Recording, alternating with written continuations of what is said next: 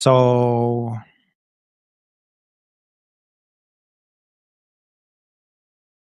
it seems that we are not connected. Can you confirm? Can you? I'm connected. Thank you, Elena.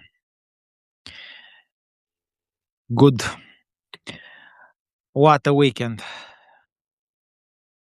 What a weekend. I made first page, or I guess it was first page of Borsen. I was quite shocked.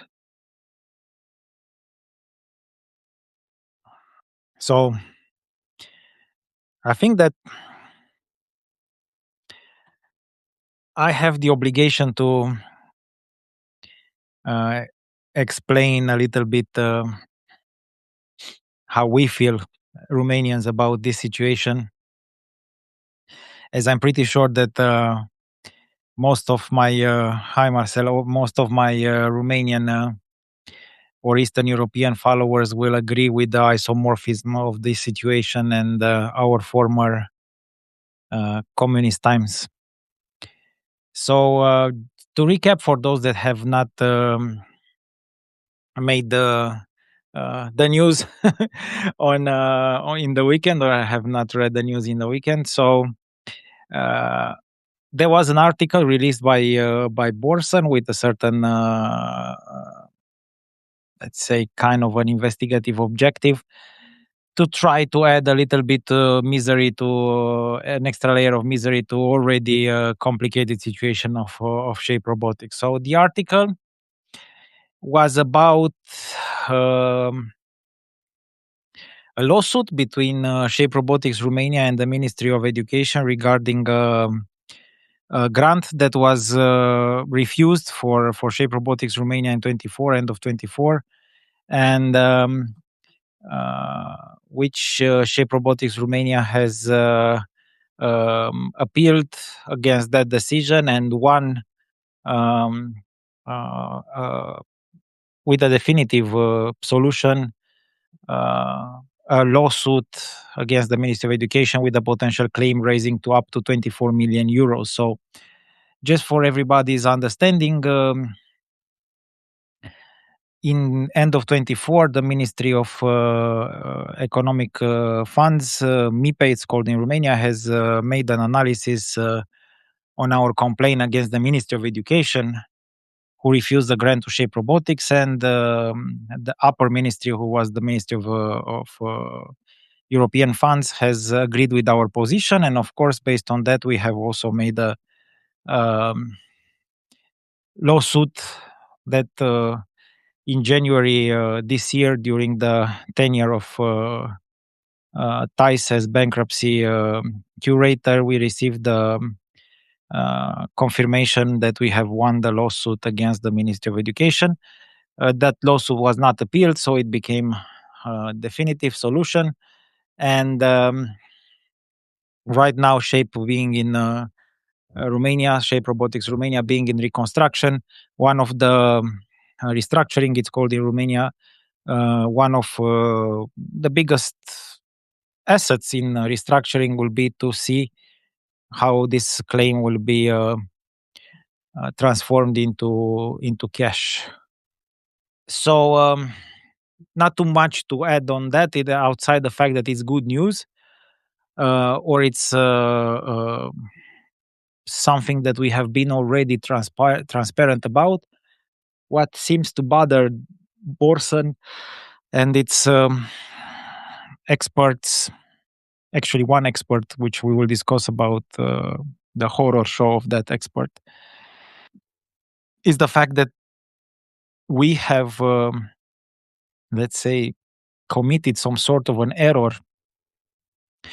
that we have booked the grant as work in progress in Q2 2025 without us knowing that, or without having a reason to do it, because it was a lawsuit or a claim and it was not correctly uh, booked. It is quite difficult to understand exactly the logic of the newspaper, taking in consideration the fact that this was already a win for Shape Robotics. So it's like, I don't know, a policeman stopping you at a red light when you have stopped at the red light, saying that you could have crossed, you were speeding or something in that direction, although he has no proof, but everything is in order. But please be aware that it might be a problem, So I find it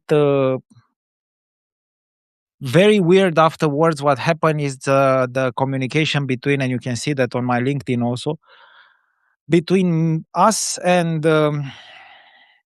Lars Kirchner, or I hope I don't mispronounce his name, who is the expert on duty for Shape Robotics matters, finance, or Borson, always quotes this dude.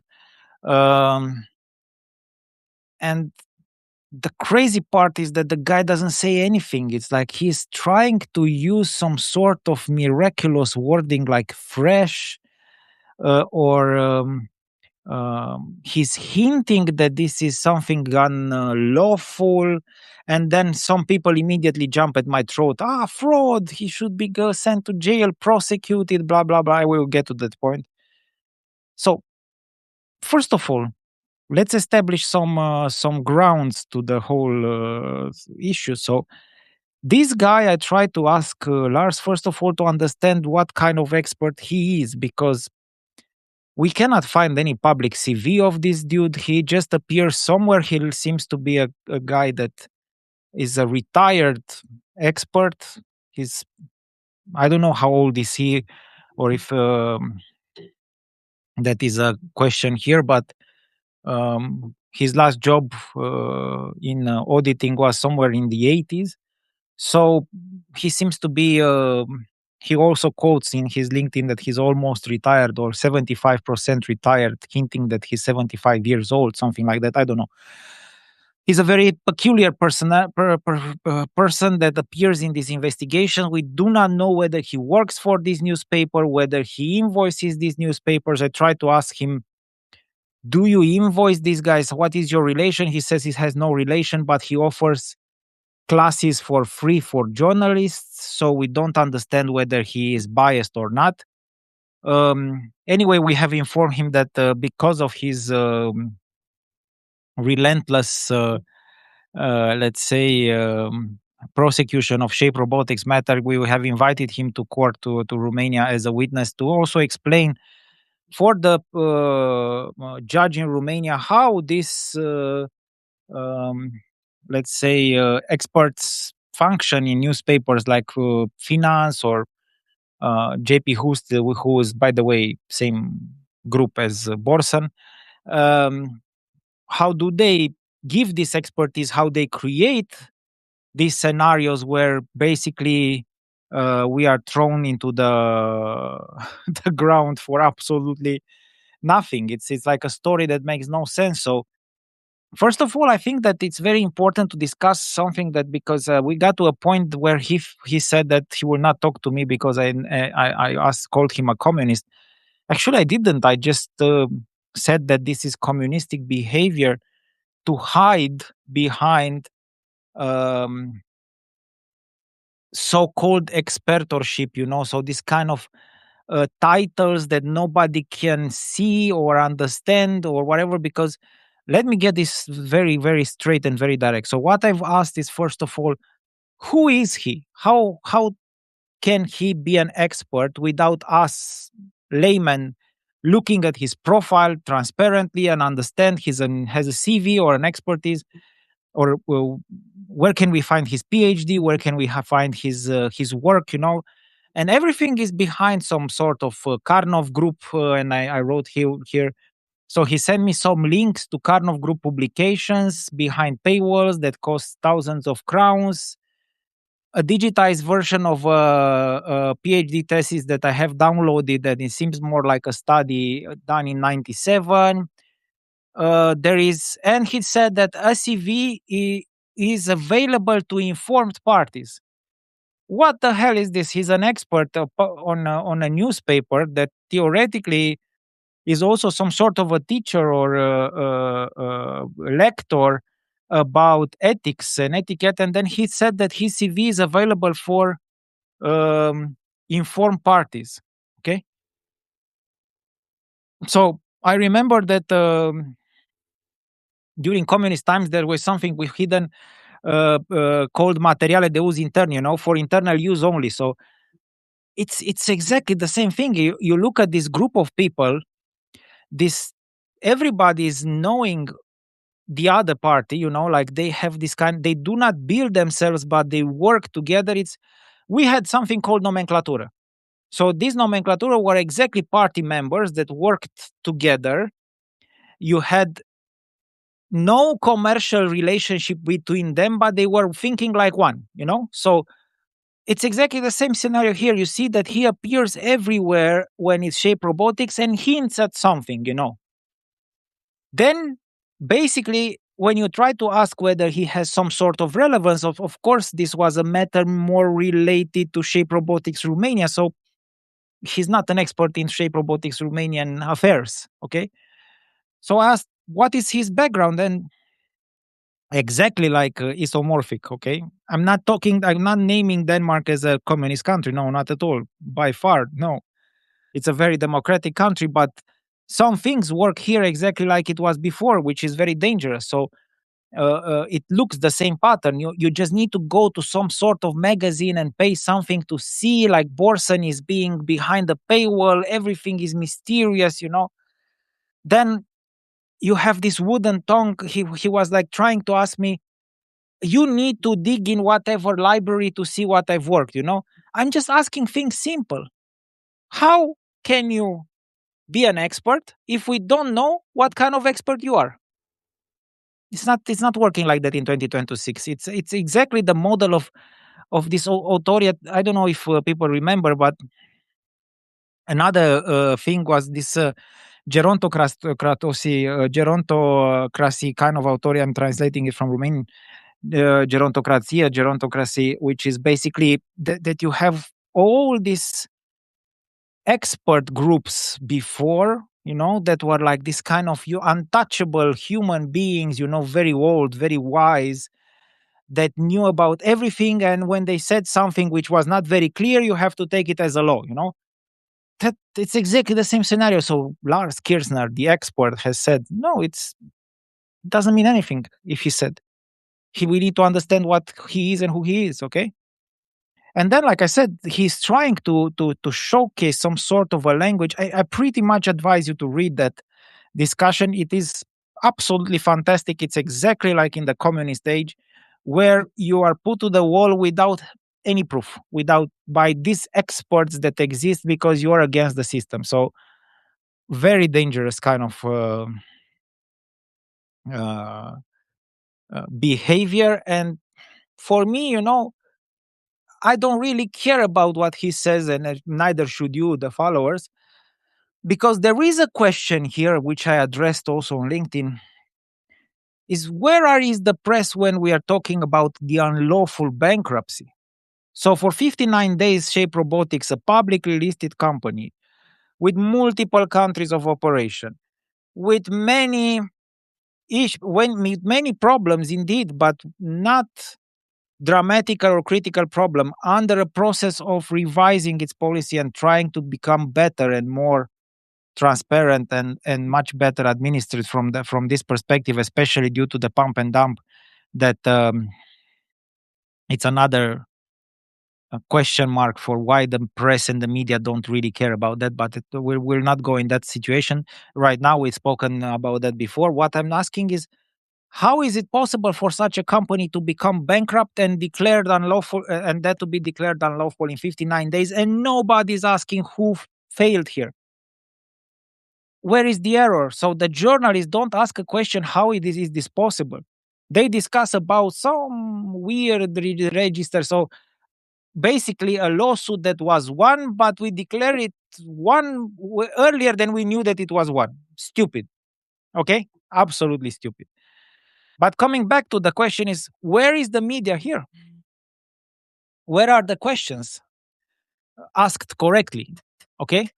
So nobody's wondering uh, uh, why for 59 days Shape Robotics was unlawfully bankrupt, destroyed, completely reset it to nil by, okay, maybe Thijs did a good thing. I don't know. Maybe he was the perfect guy in Shape.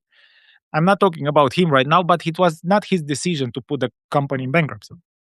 Pardon me. The decision was taken by a court that did it unlawfully. It's proven. It's a fact. Nobody talks about that. They just try to create this sort of a image that any way, shape, robotics should have been sent into bankruptcy. No, there is an error of the freaking system. Journalists, wake up. You have a duty. You're the third power in the state. So you have your duty to follow these mistakes, like you did before, maybe in other cases that became so public, like I don't know, Black Swan or whatever. Just look at this situation. The right questions are already asked, but right for another party with a certain interest. Yeah, it's exactly what I'm saying. Ask the freaking question. Do an investigation in the real problem. Because by trying to prove that Shape Robotics is run by a crook or a criminal, it's not going to happen. And even if it's happening, it will not change the unlawful decision. So these things don't work like that. And I will try to dedicate a little bit of time to let me just open on Nonnet Nimbo Chromis, who is a very straight kind of a person, and I appreciate his comments, even if sometimes I disagree with them. But he wrote something that I find extremely interesting. He said that basically we should not waste time with all this nonsense with the media and everything. Although I disagree with the fact that it's futile, except the efforts of a couple of it's like progression kind of people. Although it's only progression at this moment, we'll not repeat. He has the open dialogue invitation. Till that moment, he's irrelevant. So um, Nimbo Chromis writes here, I look from time to time into the commentary track on this talk, but nothing decisive news has happened from time to time. Maybe the translation is not so precise. One trial replaces the other. It doesn't budge out of the place. And in the meantime, the entire business foundation of Shape Robotics must be eroded away. That is in line with then. That in line will lead to a flurry of damages and actions, but is not to conduct business. It is a soap opera of a legal drama, which I think he, up to a point, is right, because the company has been destroyed and it's getting destroyed and more destroyed by the day. And in the meantime, we discuss about experts from unknown origins. There is probably not much of value left in the company, and IPO for some robotics that has not been developed, at least in the past year, where especially the Chinese litter is print in the field is not worth the paper it's written on. Totally disagree, and I will explain why. A reconstruction will be therefore be the same as starting a business from scratch, and there are no startups that will be listed from day one. Mark Abraham has fought a brave battle, but surely no one is so naive to believe that he will not take paid for the work if a reconstruction succeeds. For example, it could be in a form of existing shareholders being hooked in one way or another, as you have seen in SAS, for example. It would allow Mark, especially if the three-digit million claims against the company survive a reconstruction in whole or in part, to get full control. In this situation, we shareholders have just acted alibi and as useful idiots. So, regarding the IP and Chinese, European market is highly protectionist. So at this moment, investment in European products, although Chinese are running very fast left and right, is still an important asset that we at Shape Robotics had. That means that European manufacturing is still an important asset. And educational platforms like Fable and the IP of Fable are not something easily copied, because they require a lot of, let's say, curricular alignment. So you need to understand the market. So Chinese companies have a much bigger market in China to do things in education than to worry about translating things. Imagine that they have a 1.4 billion population there, and they have the same study, the same curricula everywhere. So for them to go in Europe to do educational robotics, absolutely meaningless. So it's not really, and also Europe is complex. So all the countries have different systems. They do not want Chinese products. It's very hard to win European tenders with Chinese products. So this is not something that uh, is true here.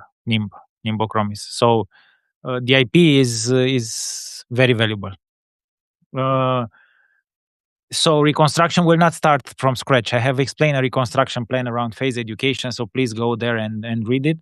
And yeah, it is one of the debates that we had, and most likely, in order to reintroduce the company on the stock exchange, should the reconstruction succeed, would be to reissue and to re-IPO it. So um, like an information prospectus in that sense. So we need to inform the existing shareholders about the situation of the company and to invite new ones into the company.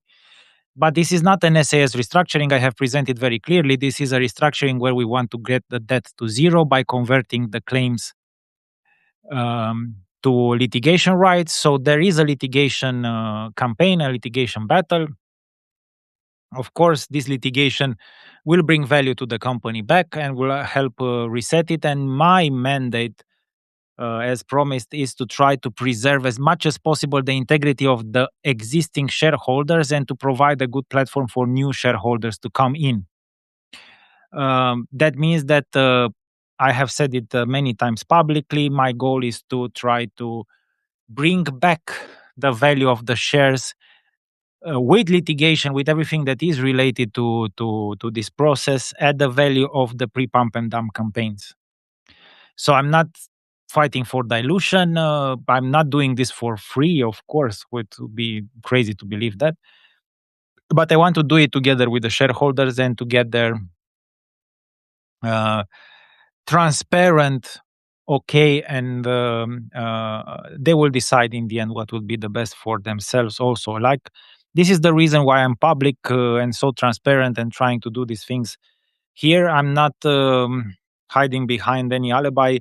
For me, this battle, I have enough instruments from day one to get a good payday out of this one. Should I have followed only that direction? So um, you're not useful idiots. You are my partners. So I, as long as uh,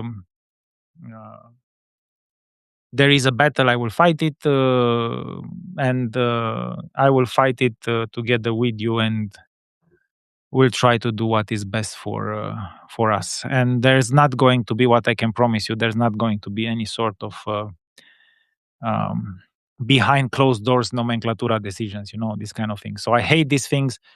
I've been part of the disaster of communism, and whenever I smell bullshit like this one, behind the titles, closed doors, names, no, for us it doesn't work like that. So let's try to get it right as best as we can, but not with experts of 100 years old, shady people. That, no, this doesn't work, honestly.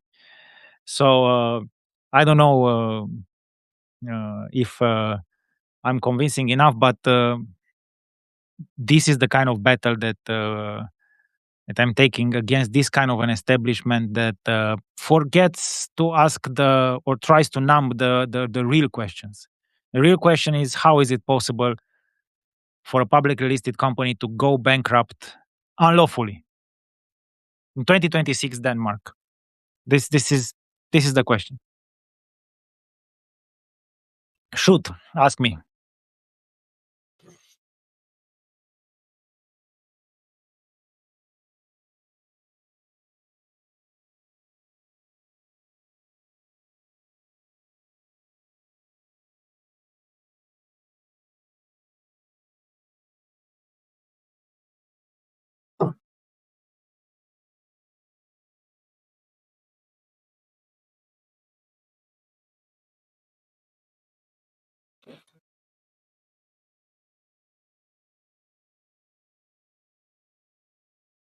So yeah, we're trying to we're trying to keep this at a level of communication that um, will make it impossible to hide. To be honest with you, this is the only way we can operate right now. So, um, in the last months, every day I have given you a correct update, a transparent update, whether it was good news or bad news, it was exactly how it was. Um, I find it extremely absurd, this kind of behavior. Like, I don't know, uh, I'm just read the hundreds of discussions on Nordnet, for instance, why uh, I should be prosecuted now, and the prosecution should be for not complying with MAR and failing to inform the market again about the same story about A4. Guys, somebody has bankrupted a company that you owned, Sanaco, and you don't even know how it happened. And where was MAR then? Where was prosecution? Where, because that guy is Danish and I'm Romanian, or what? Where should I go with this? So let's try to ask the right questions without taking myself with an alibi, or putting an alibi to my. I said from day one, I'm not perfect. I've committed a lot of mistakes. What I'm trying to do is to fix them and try to also fix other people's mistakes. In this case, the maritime court mistakes. So let's try to see how we can work together. That's the message. And try not to fall behind this kind of crazy paywall. Pay this expert. He knows. He's a guru with the PhD that was relevant 40 years ago. So it's not working today. Okay, good people. That was what I wanted to update, because it was a crazy weekend. Hope you can catch up, and tomorrow we'll discuss a little bit more about the restructuring of Shape Robotics Romania, and hopefully we'll get some news soon from the High Court to see where the appeal for the initial naming of Thais as liquidator is. I think very close to for a decision. Hope to have informed you as usual. Have a very good evening, and let's hear each other healthy tomorrow. Thank you.